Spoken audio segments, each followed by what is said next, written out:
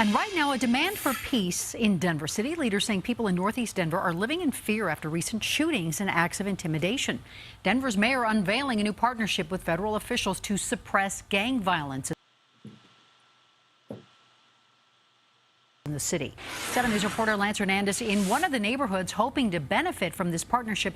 And Lance, the mayor is calling this effort GRID, or Gang Reduction Initiative of Denver. And GRID is a multi-pronged approach that involves police stepping up patrols in the neighborhoods, 15 new Halo cameras courtesy of the ATF, more resources being made available to investigate gang and gun-related crimes, and the city's impact team bolstering outreach and intervention.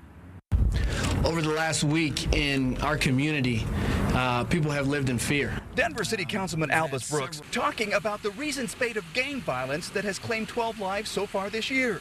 22-year-old Nolan Ware, one of the most recent victims. He was shot and killed Saturday while on his way to his uncle's funeral. This community demands peace, and those who perpetrate violence will be punished. With all due respect, Mr. Mayor Hancock, I must say that I never hear you talk with that type of force, with that type of conviction when it comes to dealing with the violence that police officers commit against the black and brown children and adults of Denver, Colorado. I never hear that tough talk. Let's see what kind of conversations we can have, but it's never this tough talk that you get up on the microphone and say to the world about getting tough on gangs and creating these task force to deal with gangs. Gangs is a euphemism term for black and brown children, just like thugs is a term for black and brown children. And don't get me wrong, I know all these kids aren't angels, right?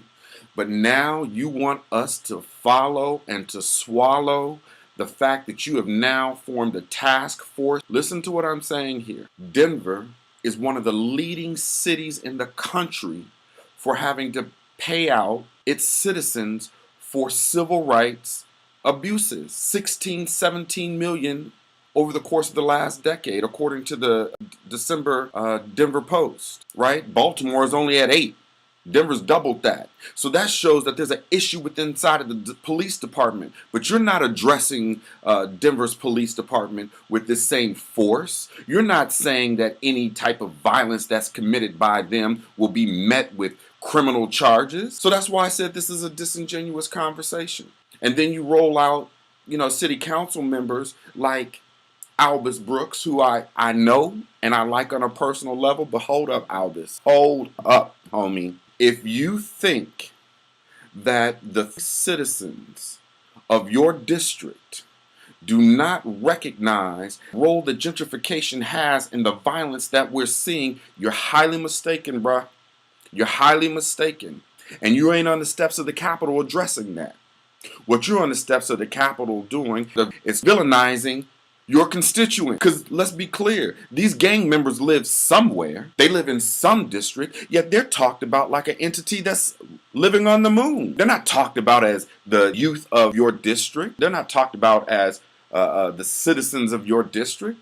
They're talked about as criminals that have no place where they're living and don't belong anywhere. No. You know who these children are? You know who these gang members are? They are the sons and daughters of the people that are being displaced out of your district due to gentrification. And you don't think we see that, bro? You don't think that we peep that going on? You think that's okay for us? You think that we watch what's taking place on the 5 Points, that we watch what's taking place on the east side, that we see what's taking place in Park Hill and see less and less of us living there because we can't afford it and we're being priced out of it and it's okay with us? Not only that, here's the real Willie Slick move that you should be ashamed of. You got the mayor up there talking about that he's willing to exercise abatement laws so that the parents of these children get their homes taken away. So what the banks didn't do in 2008 and 2009 and 2010, the mayor is going to finish the job by taking away these homes. And who do you think are going to buy these homes? Who do you think is going to be able to afford these homes when the average home in Denver, Colorado now is $400,000? Don't worry. I'll wait for the answer on that. You should be ashamed. That's all I'm saying. You should be ashamed. Mayor Hancock also saying they're looking at using nuisance abatement laws perhaps to go after property of those involved in that kind of violence. Nuisance abatement laws perhaps to go after property of those involved in that kind of violence. Perhaps to go after property of those involved in that kind of violence.